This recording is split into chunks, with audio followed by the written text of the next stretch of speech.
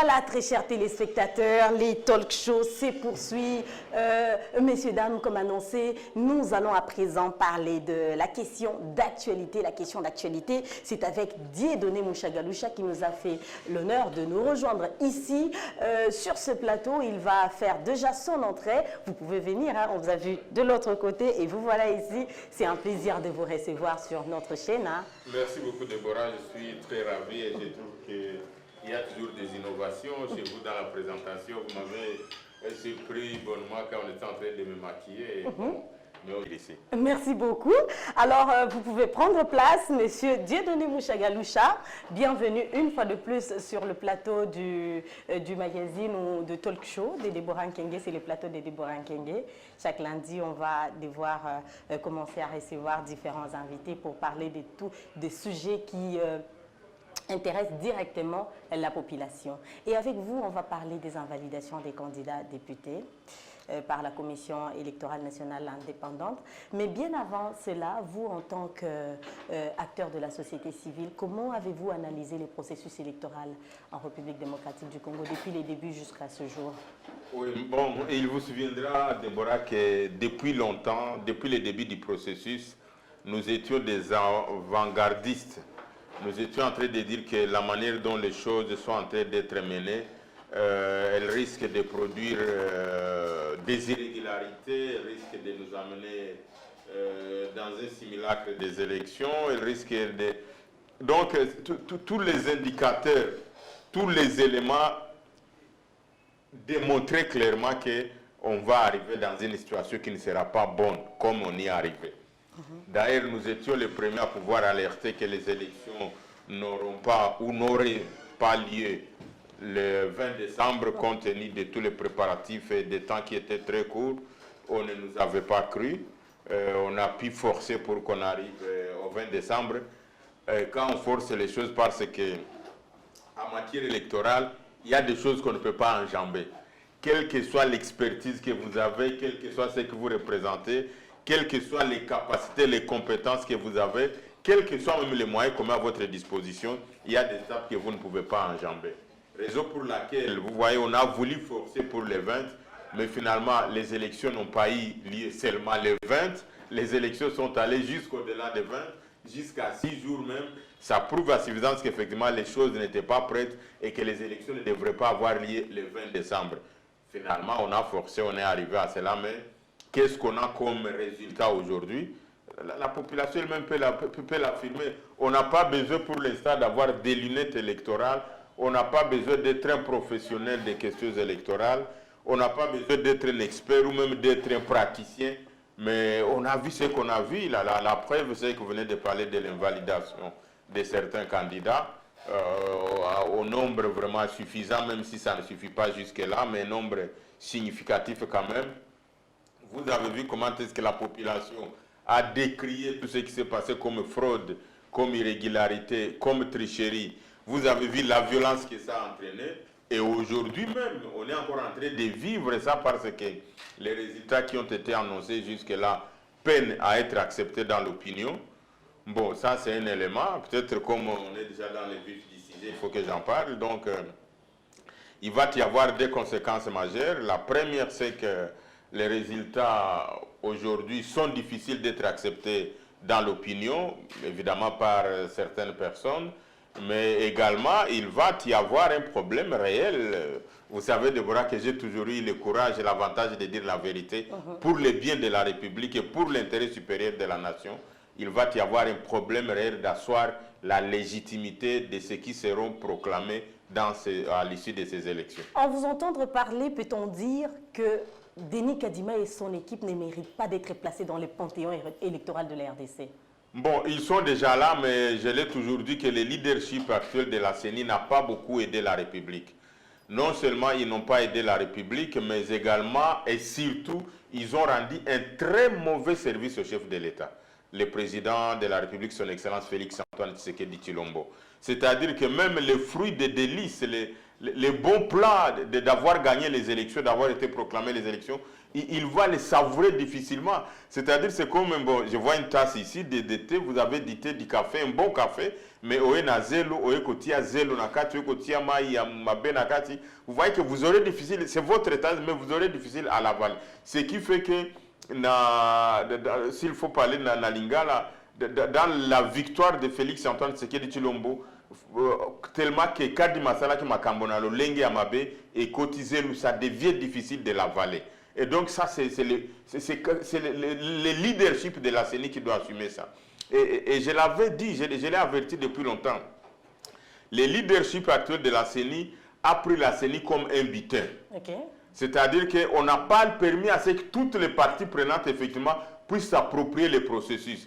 C'est-à-dire qu'il voulait conduire. Or, les élections, c'est une matière qui intéresse tout le monde. Tout le monde, c'est-à-dire toutes les parties prenantes. C'est une matière transversale, mais qui finit par être en entonnoir les jours des scrutins. Et vous devez impliquer tout le monde. Mais je crois que comme Denis savait qu'il avait, je présume, c'est mes analyses, qu'il avait la confiance totale du chef de l'État, il a dit qu'il va faire comme il veut et que personne ne lui demandera des comptes. Voilà ce qui nous a...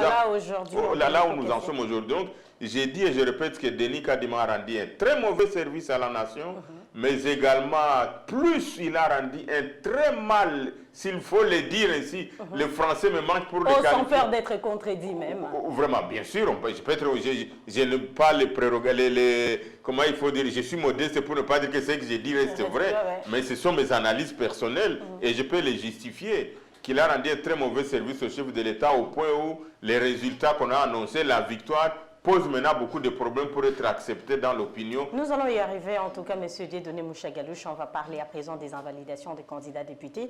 On va d'abord prendre cet élément que nous propose la régie et on se retrouve juste après pour continuer ou à commenter cet élément.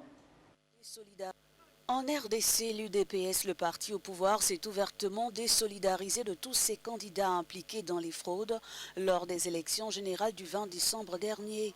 Vendredi, dans son rapport, la CENI a énuméré des actes de fraude ou d'intimidation, de corruption commis par des candidats appartenant au parti politique du président réélu Félix Tshisekedi lors des élections législatives et provinciales. Les suffrages de 2 circonscriptions ont été annulés. En tout, ce sont les votes de 82 candidats qui ont été invalidés par la CENI.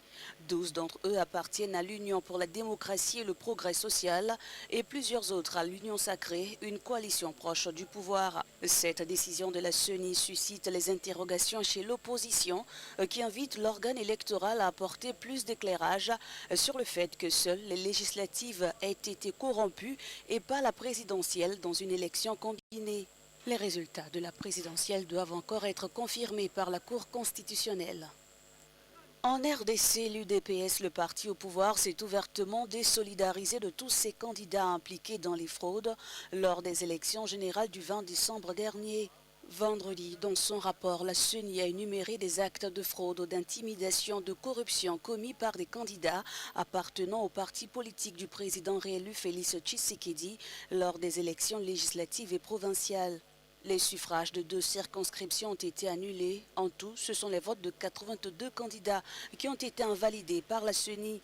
12 d'entre eux appartiennent à l'Union pour la démocratie et le progrès social et plusieurs autres à l'Union sacrée, une coalition proche du pouvoir. Cette décision de la CENI suscite les interrogations chez l'opposition qui invite l'organe électoral à apporter plus d'éclairage sur le fait que seules les législatives aient été corrompues et pas la présidentielle dans une élection combinée. Les résultats de la présidentielle doivent encore être confirmés par la Cour constitutionnelle. Au total, 82 candidats ont été invalidés par la Commission électorale nationale indépendante pour fraude, incitation à la violence, détention illégale des DEV. Est-ce que sur 82, sur plus de 20 000 candidats, est-ce que cela reflète la réalité ou, selon vous, M. Dieudonné Mouchagaloucha, ce sont juste des cas ciblés? Non, je ne pense pas qu'ils sont des cas ciblés, c'est la réalité. D'ailleurs, c'est sous-estimé encore parce que tellement les irrégularités ont été criantes, la fraude a été généralisée et on a retrouvé toutes les tricheries sur toute l'étendue du territoire national. Ce n'est pas à dire que ça, il y est seulement dans une province et pas dans une autre, mais c'était presque dans toutes les circonscriptions électorales que cela a été observé. Et donc, c'est un échantillonnage. Je pense que la CENI devrait encore aller plus loin pour pouvoir creuser, pour pouvoir relever, pour pouvoir non seulement sanctionner, mais pour pouvoir montrer à la face du monde qu'effectivement, c'est un comportement qu'il faut décourager, parce que si déjà ceux qui sont appelés à légiférer demain, ceux qui sont appelés à édicter les lois qui vont régir la République, ceux qui sont appelés demain à parler au nom de la population congolaise, ceux qui représentent les populations, ceux qui représentent les peuples, si je dois dire ainsi, commencent à se comporter de cette manière, il y a effectivement lieu de craindre sur l'inversion des valeurs dans notre société. Et donc, ça vaut la peine de pouvoir extirper déjà, dès le départ, ces gens qui peuvent influer négativement. Parce qu'ils se sont habitués à faire des tricheries, à faire des manipulations dans l'irrégularité, à faire des intimidations, à manipuler, à faire la violence. On va aller dans quelle société? Et ce qui me fait encore plus mal, malheureusement, grâce à vous et grâce à cette belle chaîne de télévision et aux efforts d'Amos Mbayo, la voix peut porter, mais qu'il y ait des gens qui commencent à soutenir l'insoutenable, les gens qui commencent à soutenir l'inversion des valeurs. Donc, je pense que nos pères spirituels, ils ont beaucoup à faire, parce qu'on ne peut pas comprendre que les gens trichent, les gens sont dans l'irrégularité, les gens sont dans la fraude, les gens sont dans la corruption, les gens sont dans la manipulation, les gens sont dans la violence, et qu'il y ait un être humain, un homme normal, je peux dire même des intellectuels qui soutiennent ça. On va dans quelle société? Raison pour laquelle je pense qu'il faut qu'on continue à crier fort, et nous, comme acteurs de la société civile, nous resterons toujours dans cette ligne de conduite-là pour pouvoir dénoncer le mal. Nous ne sommes pas contre quelqu'un. Nous ne sommes pas des anti-pouvoirs. Nous ne sommes pas contre qui que ce soit. Mais quand nous relevons les faits tels que ça doit être, nous les disons pour le bien de la République et pour le bien de toute la nation. Donc nous pensons que cette attitude-là de pouvoir soutenir l'insoutenable, il faut quand même que les gens commencent à réfléchir un peu pour pouvoir changer de position. Parce que, et lorsqu'on considère quand même ceux qui sont impliqués dans ces tricheries, je ne veux pas les citer nominativement, mais il y a ceux qui sont au gouvernement, il y a des ministres en fonction. Vous imaginez un ministre qu'on appelle une excellence, il faut dire ainsi, mais qui devrait refléter effectivement l'excellence, mais qui rentre maintenant dans l'inversion des valeurs. Vous trouvez même des députés, vous trouvez même des professeurs, et de surcroît des juristes même, des hommes de droit qui sont impliqués dans... Ça pose quand même problème. Cependant, il faut toujours aller plus loin. Il ne faut pas qu'on se limite à un point où on dit non, on a invalidé. Qu'est-ce qui a causé qu'on puisse invalider? Parlons de cette invalidation tout justement. Est-ce c'est à la CENI d'invalider? Expliquez-nous un peu, entre la justice et la CENI, qui a les prérogatives d'invalider les candidats? Bon, il faut reconnaître que dès que la candidature de quelqu'un, d'un regroupement, qu'il soit un indépendant, un parti politique ou regroupement, est accepté par la justice a déjà confirmé que ce candidat peut concourir au scrutin à tous les niveaux ou au niveau auquel il a souscrit, la présidentielle, l'élection présidentielle, législative nationale, provinciale et municipale. À ce moment, la CENI n'a plus de prérogatives, il n'a plus de pouvoir sur ces candidats-là. Puisque la CENI se limite dans la réglementation, dans la gestion et dans les procédures de l'élection. Mais dès que ça devient un contentieux, c'est une situation qu'il faut transmettre au parquet pour que le parquet puisse saisir les juridictions compétentes. Et donc, il va y avoir un problème. Et je l'ai déjà dit, ça va être la deuxième fois que je vais le répéter. Au-delà de ne pas soutenir la fraude, au-delà de dénoncer ces irrégularités, au-delà effectivement de décourager tout ce qu'il y a comme tricherie, cette décision sera attaquée au Conseil d'État et auprès d'autres juridictions compétentes. C'est-à-dire qu'il y a probabilité, une forte probabilité que c'est une décision qui va être annulée. Et donc, parce qu'effectivement, la CENI s'est arrogé les prérogatives. On évoque l'article 50, 51, 52, mais ça ne donne pas les prérogatives à la CENI d'invalider un candidat lorsqu'il a déjà franchi toutes les étapes possibles. Et surtout que la loi n'a pas prévu un mécanisme par lequel il faut passer pendant cette période. Puisque dès que ça devient un problème, comment il faut dire, qui pose problème dans la compréhension, dans l'exécution, même dans l'interprétation, la CENI devrait se limiter à transmettre les cas auprès des juridictions compétentes pour que les juridictions puissent se prononcer face à tel ou tel autre scrutin. Et donc, je me résume sur cet aspect en disant deux choses. On ne soutient pas la fraude, on ne soutient pas l'irrégularité, on dénonce la tricherie, ça c'est clair et net. Et supposons que la décision de la CENI n'est pas annulée.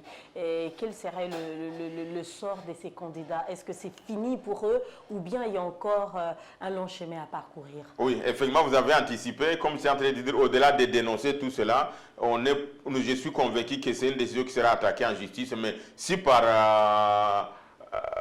comment il faut dire, par magie de la justice, on n'arrive pas à annuler cette décision, effectivement, il faut dire que ce sera fini pour les 82 candidats. Même politiquement, ça va être très difficile qu'ils puissent rebondir parce qu'il y a aussi la question de la clameur publique, il y a aussi la question de l'honorabilité, de l'honneur également, il y a aussi la question de la dignité. Comment est-ce que quelqu'un qu'on a déjà mis à la surface du monde, qu'il est un voleur, qu'il est tricheur, qu'il est dans les... Et puis changer la décision après. Oui. Bon, si on change la décision, c'est normal, la décision de la justice peut les laver.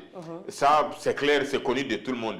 Même si aujourd'hui on dit non, Déborah a fait ceci et que la justice dit que c'est faux, c'est non. Il y a des cas que nous savons. Il y a des gens qui ont été en prison, mais une fois blanchis par la justice, ils reprennent des fonctions normalement. Je ne vais pas les citer sur ce plateau, mais vous le savez, ils sont même peut-être dans les gouvernements actuels ou par-ci, par-là. Donc s'ils sont blanchis par la justice, si la décision est annulée, tant mieux pour eux, ce serait vraiment une bonne chose pour eux. Mais si par malheur, comme vous venez de le dire, ou par magie du droit, on n'arrive pas à annuler la décision, c'est de la peine pour eux. Ce sont des gens qui ont une certaine responsabilité et qui ont des familles également. Vous imaginez que Déborah, votre papa, on l'appelle tricheur et que ça lui colle jusqu'à la fesse. C'est de la peine, c'est de la peine. Mais ça va être quand même aussi une leçon pour que les choses ne se répètent plus de cette manière. Il y a une pensée, M. Dieudonné Mouchagaloucha, qui dit, je cite, « La fraude corrompt tout. Dans les cas précis, la CENI ne sera-t-elle pas obligée de revoir aussi du côté de la présidentielle pour revoir ou bien pour crédibiliser l'institution ?» Mais bien sûr, là, je suis vraiment pas dans les émotions, ou dans les sentiments, ou dans la subjectivité, dans la science exactement. Le fait qu'il y a eu des cas de fraude où on a annulé même on a annulé les élections dans certaines circonscriptions électorales, les voix qui ont été obtenues dans cette circonscription électorale, ils ont impacté les pourcentages du président de la République. Ça n'appelle même pas un débat. Mais on peut vouloir... me caricaturer, on peut vouloir approcher, on peut vouloir... Mais la vérité, c'est celle-là. Et donc, ce qui fait que, honnêtement, scientifiquement, objectivement, la Cour constitutionnelle ne doit pas statuer ou proclamer ou confirmer les résultats de son Excellence Félix-Antoine Tshisekedi Tshilombo pour le moment. Parce qu'il n'a plus les mêmes pourcentages. On a parlé qu'il avait 73%. Mais quand vous enlevez les voix là de ces circonscriptions, ce n'est plus 73%. On va proclamer le chef de l'État ayant été élu avec quel pourcentage. Et donc, vous voyez, donc, ça chamboulait tout ce qu'il y avait déjà en termes de résultats, en termes de pourcentage. Et donc, ça impacte, mais aussi également, par principe, si on dit que ceux qui ont triché pour l'élection législative ont triché également pour le président de la République, et qu'on arrive à voir effectivement à faire un raccordement direct, à constater qu'il y a une similitude de ça, qu'il y a une jonction et une conjonction même de ça, c'est clair que ça va impacter l'élection du président de la République. Ça me ramène à ce que j'ai dit que Bati Élisée Lunabilo comme Mokonzianinga qui allait à Malam, donc et comment Gaïe, comment Azel, donc on a rendu un très mauvais service au président de la République. Donc ce qui fait qu'il va avoir des difficultés pour savourer les délices de ces fruits-là. Et nous, au panel des experts de la société civile, on s'est réunis, on a dit non. La voie royale pour la sortie de cette crise, il faut qu'on annule toutes les élections à tous les niveaux.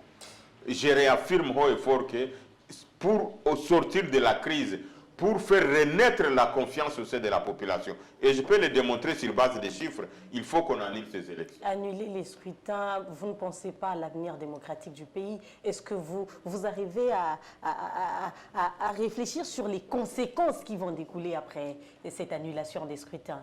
Répondre en zéro. Effectivement, les conséquences qui vont découler sont plus graves si on n'annule pas que ceux qui peuvent venir. Parce que, je venais de le dire, il y a d'abord un problème d'éthique. C'est-à-dire que nos parlements, on ne fera jamais confiance à ce qui va se passer. On saura que tel a été élu, Azaraki élu Nakimoibi, tel ou tel a fait ceci. Donc, ça va affecter d'abord l'honneur, ça va affecter l'honorabilité, ça va mettre en difficulté, je l'ai dit et je le pèse, attendons voir l'avenir, ça va mettre en doute la légitimité de ceux qui seront élus. Et si la population, si toutes les composantes des peuples, si toutes les sociétés politiques, civiles et étatiques ne se retrouvent pas dans la légitimité des pouvoirs, ça pose un problème de gouvernance et de gouvernabilité. Et donc, ça va être aujourd'hui au Kokamar, chez les lots, telle décision, la population n'accepte pas, demain on fait appel à telle manifestation, demain, et puis, bon, donc ça va être un problème réel, et je l'ai toujours dit, je l'ai déjà dit plusieurs fois, les frustrations d'ordre électoral sont des frustrations plus dangereuses que les frustrations politiques. Monsieur Dieudonné Mouchagaloucha, ces candidats ont été accusés ou bien ils ont été invalidés pour fraude, incitation à la violence, détention illégale des DEV. Parlons de la détention illégale des DEV. Qui a livré ces machines à voter aux candidats? Effectivement, heureusement que vous me faites revenir, ça a failli sauter dans mon... Lorsqu'on invalide les gens, puisqu'on les a trouvés avec des DEV, comment est-ce qu'ils ont eu accès à ces DEV-là? Quelle est la responsabilité morale de la CENI, effectivement? C'est ça le problème aussi, c'est-à-dire qu'en réalité, l'invalidation de ces candidats pour la CENI, c'est une fuite en avant. C'est à la fois une fuite en avant, mais c'est aussi un aveu. Parce que qui a commandé les machines à voter? Qui est en mesure de faire la sécurisation de ces machines-là? Qui est en mesure de pouvoir prendre également les dispositifs pour que ces machines-là ne puissent pas être piratées, pour que les bulletins qui ont été... Si on peut parler même des machines, comment ne pas parler des bulletins?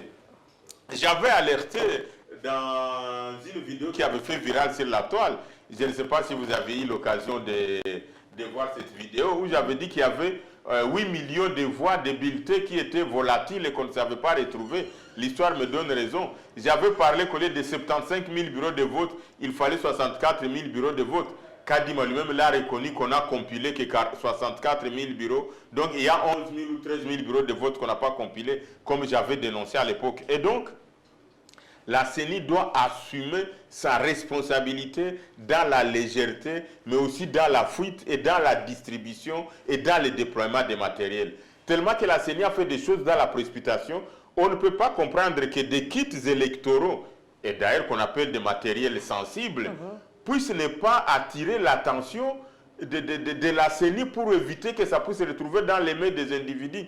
Et pas une seule machine, pas deux, pas trois, pas cinq, pas 10, des milliers de machines qu'on a... Alors que dans d'autres centres, il manquait de machines à voter. Voilà, alors que dans d'autres centres, il manquait de machines à voter.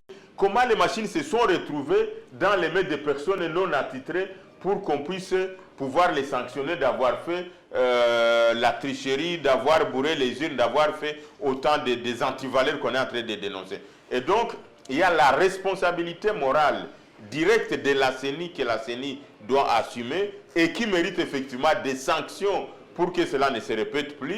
Et il y a effectivement cette responsabilité individuelle des gens qui ont été impliqués dans la tricherie, mais toutes choses restant égales à elles-mêmes, et la CENI et ceux qui ont triché, ils ont rendu un très mauvais service à ce processus. Mais il y a d'autres personnes qui disent que la CENI a voulu tout simplement se laver parce que la CENI savait que, si je peux être bilingue, hein, parce qu'il faut savoir que nos deux médias, ils ont des médias vraiment où ils proches, il y a population, c'est vrai que bazali ko comprendre mais il faut atteindre ba couche nyonso ya population batu misusu bazali koloba ete CENI ayebi ki asala ki déjà ba makambo déjà ya mabe belé a se précipita ki pour na ko organiser ba élection alors pour na ko luka ko se laver na situation wana d'où azui décision oyo ya ko invalider pour na population ba que non CENI asali musala kitoko et pourtant ba quoi qu'ils a belé toujours. Oui, je pense que ça peut être vrai. Parce que nous venons de le dire. Oui, nakanisi magambolo bien Maman Deborah Isaiah solo. Parce que oyo asala qui commande ma machine, il y a un dispositif électronique de vote. Eza seni. Il y a un nombre de machines asala qui commande et il y a qui lolenge nini, comment est-ce que asala qui déploiement, comment est-ce que bimaki na stock, comment est-ce que bimaki na ba dépôt na ye, nani yaki kozwango. Donc ezali chaîne mobimba il fallait aller là. Alors tellement que seni asala qui makambo na ndenge ya vac asala ngo na ndenge ya mabe, alors a profiter occasion ya tricherie wana koya kolobano que il faut sanctionner batwana, pourtant elle même n'a pas été en mesure à kusala makambo lolenge sengeli kosalema. Il y a un exemple que quelqu'un a donné, je vais citer son nom si vous le permettez, Hervé Diakès, qui est un exemple palpable, c'est-à-dire que enseignant a organisé examen zalimé, a eu un questionnaire, n'a pas réponse, après si élèves ou quelques élèves. Après, les élèves, comme les élèves là ne sont pas intelligents, bah, dans la classe avec les questionnaires et avec les réponses, mais tant qu'on va remarquer, et bien dit nungu. Voilà, comme il faut effectivement. Maintenant, qu'est-ce qu'on doit faire? Est-ce que les élèves vont questionner? Normalement, il faut pas benga bango, il faut pas avoir sanction. L'enseignant aussi qui a donné ma question, il faut pas benga nango. Et puis examen, il faut annuler l'examen. C'est clair, on ne peut pas passer par 3-4 chemins. Raison pour laquelle pour nous pensons qu'il faut annuler ces élections. Monsieur Dieudonné Mouchagaloucha, après décision Oyo Penza et Seni Batebele Balobela qui est en opposition majorité société civile, il y a eu des réactions du côté surtout des partis politiques et des candidats invalidés par la CENI. On va d'abord prendre ce communiqué de l'Union Sacrée. Si on peut nous afficher ce communiqué de l'Union Sacrée. Voilà les communiqués, là on va lire ensemble. Vous pouvez lire ici, je peux lire là-bas. Analysons le processus électoral et présidium de l'Union Sacrée de la Nation. Au cours de sa séance du jeudi 4 janvier 2024, féliciter la CENI d'avoir organisé des élections démocratiques, libres et transparentes et apaisées dans les délais constitutionnels en vue de préserver la paix et la cohésion nationale. L'Union Sacrée de la Nation soutient et l'encourage à, le premier point, appliquer rigoureusement les dispositions de la loi électorale que requiert l'accomplissement de ces missions constitutionnelles, n'est proclamé provisoirement élu à tous les niveaux que les candidats qui ont été réellement votés par le peuple congolais à l'occasion de scrutin combiné du 20 décembre dernier. Votre commentaire? Oui, le commentaire se trouve dans la dernière recommandation. D'accord. N'est proclamé provisoirement élu à tous les niveaux que les candidats qui ont été réellement votés par le peuple congolais à l'occasion des scrutins combinés du 20 décembre 2023 dernier. Alors, je vais prendre les 3 derniers mots. D'accord. S'il parle des scrutins combinés du 20 décembre 2023, ça veut dire quoi concrètement? Élection présidentielle, législative et puis... Qui ont eu lieu le 20 décembre? Oui. Est-ce que les élections ont eu lieu seulement le 20 décembre? C'était le 20 et le 21 décembre. Jusqu'au 23 ou 24. Ok. Donc ça veut dire que tous ceux qu'on a organisés, je suis content que ce soit quand même un boss qui écrit ça, le président de l'Assemblée nationale. Et puis il signe pour le compte du présidium. Donc c'est un document très... Merci d'abord Deborah, je n'avais pas encore vu ce communiqué-là. Et donc les scrutins combinés du 20 décembre, est-ce que les scrutins ont eu lieu seulement le 20 décembre? Donc en d'autres termes, il nous rejoint pour dire qu'il faut annuler ce qui a eu lieu après le 20 décembre. Or, oui, les élections, on parle du français, on parle des dates. Il parle du 20 décembre.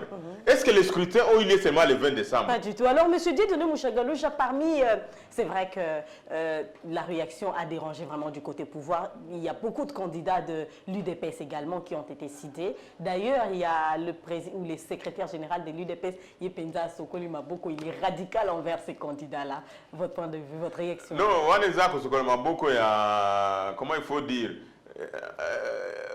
échappatoire. Kabouya a peur, lui aussi. Oui, je crois peut-être il sait ce qu'il a fait. Bon, comme on ne l'a pas encore cité, mais j'ai vu dans des vidéos, effectivement, sur des réseaux sociaux où on parle de lui. Mais comme je suis en train de le dire, quelle est l'image que les gens vont garder de l'IDPS? C'est ce que je suis en train de dire. Donc, on n'a aucun intérêt de valider ces élections parce que je ne sais pas dans quelle langue je dois le dire pour qu'on puisse comprendre. Donc, ils ont fait la tricherie. La majorité.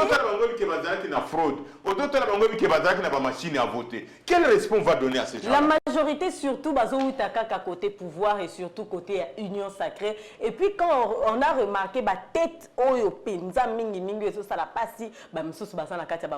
gouvernement, gouverneur, donc, et ça, situation et ça, vraiment pas si mingi. Selon vous, cette décision, ou bien ce qui s'est passé, la situation ne va-t-elle pas tacheter la plateforme politique du président de la République Union Sacrée, quand bien même qu'il s'est présenté comme candidat indépendant aux élections? Non, déjà c'est clair, nous avons suivi même, on a un moment donné, et là les panels des experts voulaient s'exprimer contre ça, sur des audios qui circulaient même qu'on a attribués au professeur Mbata, qui voulait que l'AFDC débatte ou qu'on ne puisse pas avoir autant de députés. Et si par malheur, si pas par malheur, si par calcul, effectivement, l'AFDC n'arrive pas à avoir autant de députés, on va dire qu'effectivement, il a été court-circuité par un de ses collègues du présidium, ou pas du présidium, les secrétaires exécutifs ou permanents de l'Union sacrée Mbata. Nous avions même demandé que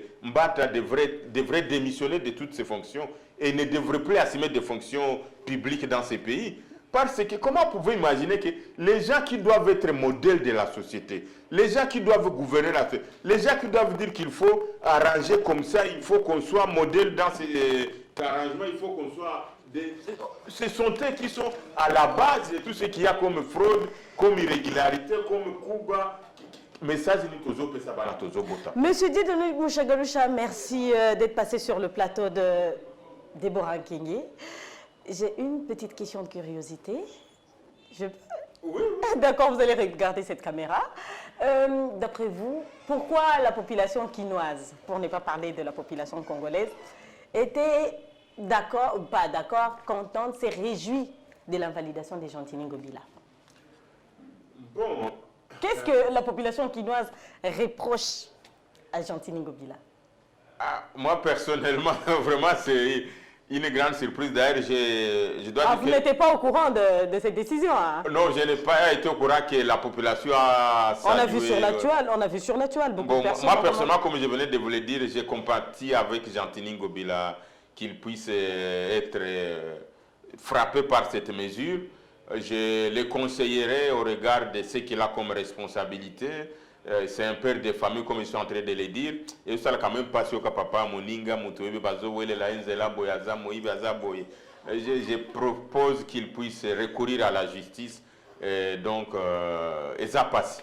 Siko, comment avez-vous jugé le mandat de Gentini Ngobila à la tête de la ville de Kinshasa? C'est vrai que cette décision, ça la peur, mais ils allaient vraiment qu'ils ont une manière de l'écarter dans la prochaine élection, il y a gouvernorat et Zoya. Oui, certainement que le temps qu'il était à la tête, puisqu'il est encore à la tête. Oui, on a vu qu'il y a des programmes qui n'ont pas marché. On a vu qu'à un moment donné, il était en conflit avec le président de l'Assemblée provinciale. Et donc, généralement, quand il y a des guerres entre deux institutions, surtout au niveau provincial, entre l'exécutif et l'Assemblée provinciale, c'est toujours difficile que les choses marchent convenablement.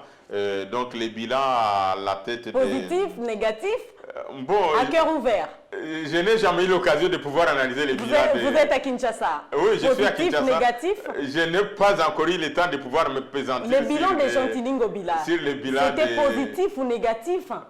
Évaluons Kinshasa Bopeto. Bon, restons sur ça. Il y a des secteurs sur lesquels il faut évaluer qui peuvent être positifs ou négatifs. Il y a des secteurs où peut-être il a marqué des points. Quel secteur? Je vois qu'à un moment donné, il a fait l'éclairage public qui n'était plus. J'ai vu quand même mine de Peli, place Mogoboye, qui n'a pas marché. Donc vraiment, vous me prenez à court sur cette question. Merci beaucoup, M. Dieudonné Mouchagaloucha. Vous pouvez vous lever. Merci d'être passé sur le plateau de Deborah Nkingi. C'est moi qui vous remercie. Je trouve qu'il y a de plus en plus de qualité sur votre plateau et je salue ça, merci. Ce n'est pas la dernière fois, je pense. Non, hein? je viendrai de... D'accord, le lundi prochain, vous avez une autre invitation. Merci beaucoup. D'accord, merci beaucoup. Je vois des caméras vraiment sophistiquées, donc matériel de haut niveau. Merci beaucoup, très chers téléspectateurs. Nous poursuivons ces programmes, le talk show de Deborah Nkenga. Alors, on va marquer une petite pause pour passer à la deuxième partie de ces programmes.